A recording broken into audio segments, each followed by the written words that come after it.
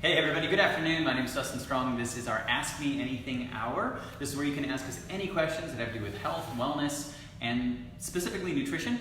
And if you don't have a question live right now, you can email it to us at info@strongonhealth, and we will answer it for you live on here so that multiple people can get the answer and be helped with that. We got two questions today. We got one about failure to thrive in children not growing, and one about iron deficiency.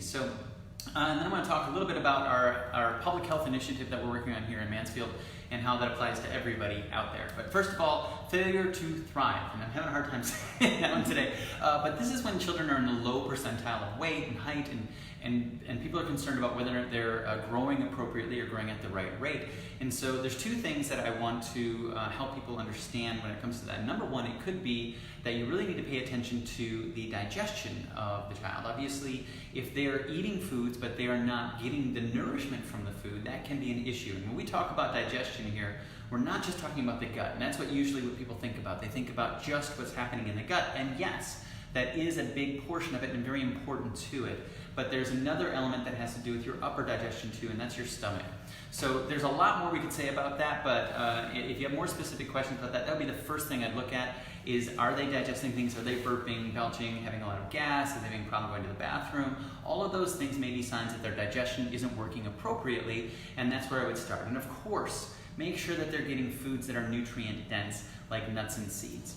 And nuts and seeds are also going to be providing you a really important nutrient that we don't think a lot about, and that nutrient is manganese. And the reason I bring that one up is because oftentimes there can be a component to growing that has to do with an underfunctioning pituitary gland. And the pituitary gland tends to appreciate, manganese more than the other minerals. So each organ tends to have a mineral that it is going to be associated with, and the pituitary gland actually is manganese. And one of the things that a lot of people don't really even think about a lot is manganese, and that is going to be a good source in whole nuts and seeds. Particularly walnuts are going to be a great source for that. So there's so many reasons I'm always talking about walnuts, and that's just another one that you want to do that. And you know what, at this point for kids, even if you got to cover them in chocolate to get them to eat those walnuts, go for it. You want to make sure that they're getting those nutrients because they need those to thrive. They need those to grow. There's so many functions happening in the body that require so many micronutrients. You want to make sure they have all of them so they're not getting a deficit in any way, shape, or form. Okay, and that also leads me to the next question. The question is, can you advise on low iron? It's not me, it's somebody I know. That's okay, it doesn't matter. But they also cannot sleep well. Are they related to each other, or are they two separate issues? Goes on to talk about them taking birth control and a few other things. So iron deficiency, believe it or not, is the #1 most common deficiency in the world. And I'm going to put a link below of 10 common signs of an iron deficiency and look at those. But iron is kind of a tricky one. And it's important to make sure you are getting a whole food version of it, but also that, again, your stomach acid is appropriate. It does go back to the digestion and primarily in the stomach.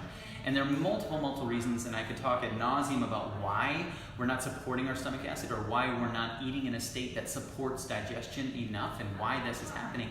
But first of all, check those things out. And this is one where I would actually encourage you to go see someone who can do a lab on you, a lab value, to understand what's going on in your blood, because toxic overload of iron can be an issue too. So that's when you don't want to really just go willy-nilly taking a supplement or something like that for it, because you can actually create a toxic situation, particularly if you are taking birth control, because that can make a negative impact on that and make it so that you're more susceptible to an iron toxicity.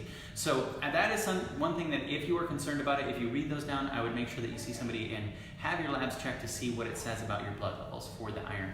And then support your digestion, because that is going to be one of the most important ways to make sure that that is going to be happening. They're asking about how that can be associated with sleep, and you'll see one of the top 10 things that an iron deficiency can be associated with is restless leg and disturbance of sleep and feeling really tired. So yeah, there are some thoughts that may be the issue, especially because, again, it is the #1 deficiency. But sometimes it's more important to start focusing on the digestion. When it comes to sleep, there are many things that you need to make sure you're getting sleep. Sleep is incredibly important. In fact, so important that next month the Strong and Health box is going to be entirely focused on helping people get a good, appropriate amount of sleep. So we'll be talking a lot more about sleep next month and how that's going to be affecting you. Okay, so always trying to make things easy for you to be healthy. And so we have created this public health initiative called Healthy This Way here in Mansfield. This year is the Move This Way. So we're trying to encourage people to move more. Next year, of course, is more my wheelhouse. It's the Eat This Way. So we're actually out in the community and we've created menus that give you 3 different aspects of healthy eating. Eating whole foods, eating foods that have appropriate fiber, and foods that have those micronutrients. We're always talking about manganese and iron and copper and zinc. Those are the micronutrients, and we're going to be highlighting those in these menus so you know which ones are going to give you what you need. And so we've already got several of the restaurants that are early adopters of this program. So these are out and about in the community. We got Zoe's Kitchen, and we got Qdoba, and even Poured. So Poured is a place that we're actually going to be featuring as a place that you can get wine after work in the blue zones where people are the healthiest. One of the 9 things they had in common is that they would drink wine at 5. So we're going to be talking about that. In fact, this Thursday, I will be at La Gondola Restaurant having a wine after work. So if anybody wants to join me and learn more about that, you can there. Jason's Deli's on the list. We were just there today. So if you haven't already, check out Healthy This Way, the Facebook page, like it, follow it that way, that you can get this information and you can see what we're talking about at these restaurants, but you can also go in the community and just find these out there. And how this applies to all of those of you who are not local to Mansfield is that you want to be focusing on those things on the menu that are going to be delivering you whole foods, fiber, and micronutrients. And so as we're going through this, we're going to be going through the menu items we're selecting so you understand when you go to restaurants what to be looking for out there. And one last thing. If you're in the area, again, we are obviously getting closer and closer to Halloween. We've got set up in here a little trick-or-treat option for you. These are 2 products that we were featuring in last month's Strong and Health box, thank you. And we've got the Rip Van Waffles, little waffles in here for you to try. These are only 1 gram of sugar, 2 grams of fiber. And then we've got some of these tricks in the trick-or-treat, the Sweet Defeat. So you can see how that works, taking that lozenge and not being able to taste the sugar. So you guys are welcome to stop by and try these out if you're local, and we're happy to give those away so you can sample them out for Halloween. Do we have a question that's live on? We do indeed. Okay, what do we got? We get from Mark, what are the best foods to eat to help with keeping blood pressure and A1C numbers low to keep from being diagnosed with type 2 diabetes? Wow, big question. Thank you, Mark, for the question. What are the best foods that you can eat to keep your blood pressure low? Is that the right question? And A1C. And your A1C. So we got 2 different things here, blood pressure, unless we mean blood sugar, but blood pressure. 2 quick things that I would always mention first for most of these things is getting appropriate amounts of magnesium and potassium. And this is another reason why we're highlighting almost on every one of these menus, if beans are available, we're going to suggest a bowl or a cup of beans. Actually 2 a day would be ideal for a short period of time to make sure that your body's getting appropriate amounts of potassium and magnesium to help regulate the blood pressure. So oftentimes I have suggested this to many people, do a cup of black beans a day and a cup of like guacamole, something else that's going to be rich in potassium and magnesium. And if after 2 weeks you haven't had significant change in your blood pressure, then we can talk more and we can go deeper into all of the different aspects of it, because it's going to be very complicated, all the things contributing to that. But my first thought is always, let's rule out those major micronutrients that tend to be missing from the standard American diet. Make sure your body has what it needs to respond to what it's trying to do, and if that doesn't do it, then we go and look at some more things beyond that. So getting your A1C down, that's going to be challenging because now you want to make sure you're keeping your carbs under control, and of course beans are going to be high in carbs.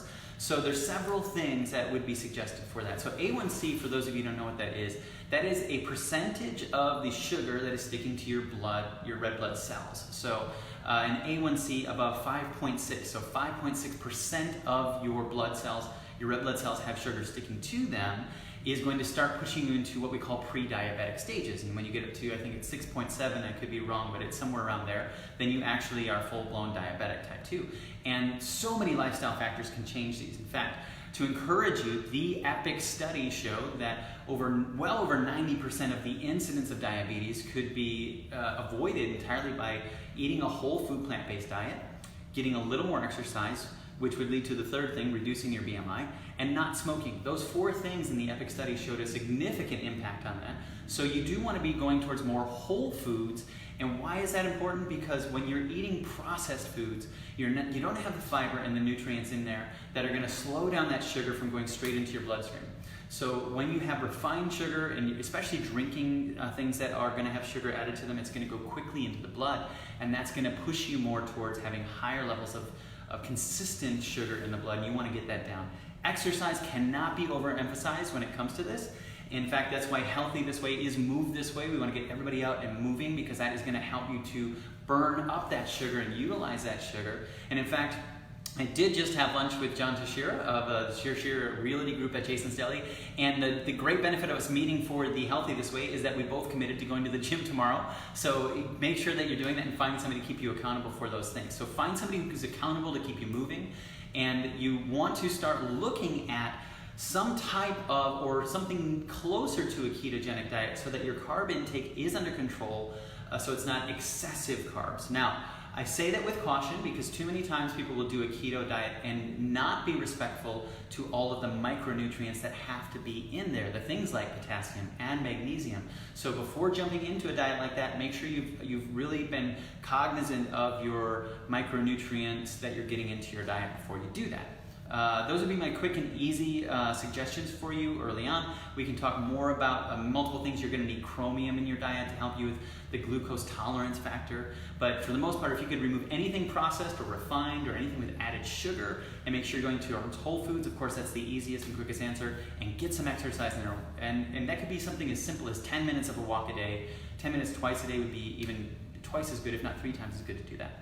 I hope that answers your question. If you have more questions on that specifically, if you have a specific food that you're thinking about eating and you want to know whether or not that would be supportive of your goals, go ahead and take a picture or send it to us at info@strong&health, and I'll talk about it on the next Ask Me Anything to give you more specific details on that. Okay, thanks for watching, guys. If you're finding this helpful, please share this information. Please check out the Healthy This Way. We've got a lot going on here, and a lot that we're trying to get out into the community to help support you in the easiest possible way.